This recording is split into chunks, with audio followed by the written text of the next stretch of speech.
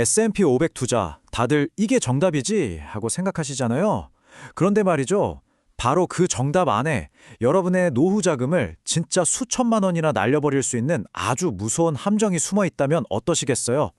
오늘 그게 뭔지 제가 제대로 한번 파헤쳐 보겠습니다. 자, 본격적으로 시작하기 전에 이거 하나만 짚고 넘어가죠. 여러분은 S&P 500에 어떻게 투자하고 계세요? 1번, 나는 좀 번거로워도 달러로 미국에 직접 한다. 아니면 2번, 나는 그냥 편하게 원화로 국내 상장된 ETF 산다. 아마 많은 분들이 2번이실 텐데요. 근데요, 이 간단한 선택 하나가 나중에 정말 어마어마한 차이를 만들어냅니다. 아니 솔직히 국내 상장 ETF가 훨씬 편하긴 하죠. 뭐 환전할 필요도 없고 앱에서 그냥 주식 사듯이 누르면 되니까요. 다들 그래서 선택하시잖아요. 근데 바로 그 편리함 때문에 특히 은퇴를 코앞에 둔 우리 50대, 60대 투자자분들은요. 나도 모르는 사이에 수천만 원을 손해볼 수 있는 치명적인 함정에 빠지고 있는 걸지도 모릅니다. 문제의 핵심 딱 알려드릴게요. 바로 이 세금의 이름표가 다르다는 겁니다. 보세요. 똑같은 S&P 500인데 미국에 직접 투자해서 번 돈은 양도소득이라는 이름표가 붙어요. 그런데 국내 상장 ETF로 번 돈은 법적으로 배당소득이라는 이름표가 붙습니다. 에이, 그게 뭐 대수냐고요? 아니요. 모든 문제의 시작이 바로 이 사소해 보이는 차이에서 비롯됩니다. 바로 이 숫자 2천만 원입니다. 이게 뭐냐고요? 여러분이 1년 동안 이자나 배당으로 번 돈, 그러니까 금융소득이 이 2천만 원을 넘어가는 순간 여러분의 세금 세계는 완전히 극적으로 나쁜 쪽으로 바뀌게 됩니다. 이걸 금융소득 종합과세라고 부르는데요. 말이 좀 어렵죠. 쉽게 말해서 여러분이 ETF로 번 돈이 2천만 원을 넘으면 그 초과분이 여러분의 다른 소득, 예를 들어 국민연금 받는 거나 다른 사업소득이랑 전부 합쳐져 버리는 거예요. 그럼 어떻게 될까요? 전체 소득 구간이 확 올라가면서 세율이 엄청나게 뛰는 거죠. 진짜 심하면요. 번 돈의 거의 절반 가까이를 세금으로 내야 할 수도 있어요. 근데 있잖아요. 진짜 무서운 건 이게 다가 아니에요. 세금 좀 더 내는 거? 뭐 그럴 수 있죠.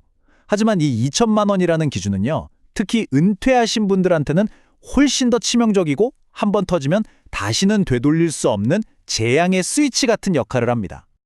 자, 이게 그냥 뜬구름 잡는 얘기가 아니라는 걸 보여드리기 위해서 실제 상담 사례를 바탕으로 한 김철수 씨의 이야기를 들려드릴게요. 아마 이 이야기를 듣고 나면 이게 내 얘기가 될 수도 있겠구나 하고 피부에 확 와닿으실 겁니다. 여기 62세 은퇴자 김철수 씨가 계십니다. 은퇴하고 국민연금 받으시면서 서울의 본인 소유 아파트에서 살고 계시죠? 노후 자금으로 3억 원을 국내 상장 S&P 500 ETF에 넣어두셨어요. 그리고 많은 분들이 그러시듯 비싼 지역 건강보험료를 안 내려고 직장 다니는 자녀 밑으로 들어가 계셨죠. 피부양자라고 하죠. 그래서 매달 내는 건강보험료는 빵원, 0원이었습니다. 아주 이상적인 상황이었죠, 이때까진. 자, 2025년이 됐습니다. 다행히 시장이 좋아서 10%, 그러니까 3천만 원의 수익이 났어요. 김철수 씨는 당연히 기분 좋았죠. 노후 자금이 좀 든든해졌구나 하고요. 하지만 이 3천만 원이 곧 재앙의 신호탄이 될 줄은 정말 꿈에도 몰랐던 겁니다. 왜냐고요? 바로 그 3천만 원의 수익 때문이었습니다. 금융소득이 얼마를 넘었죠? 네, 2천만 원을 넘었잖아요. 그러자 어느 날 국민건강보험공단에서 편지 한 통이 날아옵니다. 내용은 정말 충격적이었어요.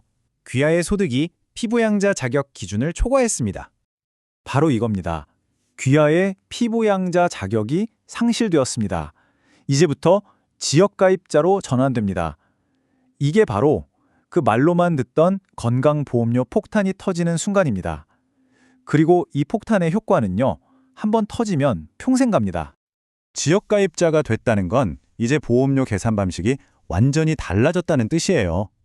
ETF 수익은 물론이고 김철수 씨가 살고 있는 그 아파트, 타고 다니는 자동차, 이 모든 재산이 전부 다 보험료 산정 기준에 포함돼 버린 겁니다. 그 결과요, 매달 약 30만 원이라는 이전에는 상상도 못했던 어마어마한 건강보험료 고지서가 날아오기 시작한 거죠. 자, 그럼 여기서 드는 생각.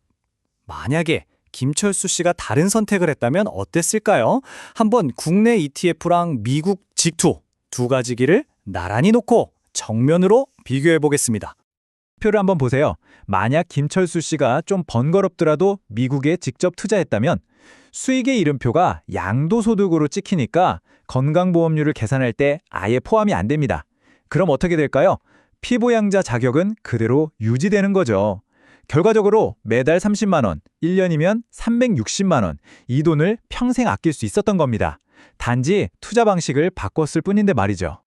좋습니다. 그럼 이 무시무시한 건강보험료 폭탄 피할 방법이 없냐? 당연히 있죠. 지금부터 여러분의 상황에 딱 맞춰서 내 자산을 지킬 수 있는 아주 구체적인 전략 3가지를 알려드릴게요. 자, 정답은 하나가 아니에요. 내 상황에 맞는 옷을 입어야 합니다. 첫째, 김철수 씨처럼 집도 있고 투자금도 좀 크다 하시는 분들은 무조건 미국 직투 ETF로 가세요. 양도소득세 22% 내는 게 어떻게 보면 이 건보료 폭탄을 막아주는 방패값이라고 생각하시면 됩니다. 둘째, 나는 소액 투자자다. 혹은 ISA다, IRP 같은 절세 계좌를 쓰고 있다 하시는 분들은 국내 ETF도 괜찮습니다. 이 계좌 안에선 세금 계산법이 다르거든요. 셋째, 부부이신가요? 그럼 10년간 6억까지 세금 없이 증여가 가능하잖아요. 이건 활용해서 나중에 팔 때 세금 부담을 확 줄이는 아주 스마트한 방법도 있습니다. 이 말을 꼭 기억하세요. 진짜 부자들은 수익률 몇 % 낮다고 자랑하지 않는다. 그들은 세후 수익, 즉 내 통장에 실제로 얼마가 찍히는지를 계산한다. 이게 핵심입니다. 결국 세금이랑 비용 다 떼고 내 주머니에 남는 돈이 진짜 내 돈인 거죠. 자, 이제 거의 다 왔습니다. 마지막으로 이 주제에 대해서 많은 분들이 정말 헷갈려 하시는 질문들 딱 3가지만 뽑아서 명쾌하게 정리하고 넘어가겠습니다. 첫 번째 질문. 아니, 22% 세금이 15.4%보다 무조건 더 안 좋은 거 아니에요? 꼭 그렇지는 않습니다. 미국 직투는 1년에 250만 원까지는 세금을 아예 안 떼는 공제가 있고요. 무엇보다 가장 큰 장점은 아까 계속 말씀드린 건보료 리스크를 원천 차단한다는 거죠. 두 번째, 미국 ETF는 세금 신고 직접 해야 해서 복잡하다던데요? 네, 이건 사실입니다. 매년 5월에 직접 신고해야 하는 번거로움은 있어요. 마지막, ISA 계좌로 미국 주식 직접 살 수 있나요? 이건 안타깝게도 안 됩니다. ISA는 국내에 상장된 상품만 살 수 있도록 법으로 정해져 있습니다. 축구로 비유해 볼까요? 20대, 30대에는 어떻게든 골을 넣으려고 하는 공격수의 역할이 중요합니다. 수익률을 극대화해야죠. 하지만 은퇴를 앞둔 50대, 60대 투자자는요, 이제 포지션을 바꿔야 합니다. 골을 넣는 것보다 우리가 이미 쌓아 올린 자산이라는 골대를 든든하게 지키는 골키퍼가 되어야 합니다. 자, 오늘 이야기 다 들으셨는데요. 이 질문을 마지막으로 남겨드립니다. 이 모든 걸 알고 난 지금 여러분의 투자에서 가장 중요한 단 하나의 기준은 무엇인가요? 그냥 눈앞의 편리함인가요? 아니면 세금과 모든 비용을 다 뗀 후에 진짜 순수익인가요? 오늘 여러분이 내리는 이 간단한 선택이 앞으로 수십 년간 여러분의 노후 생활의 질을 결정할 수도 있습니다.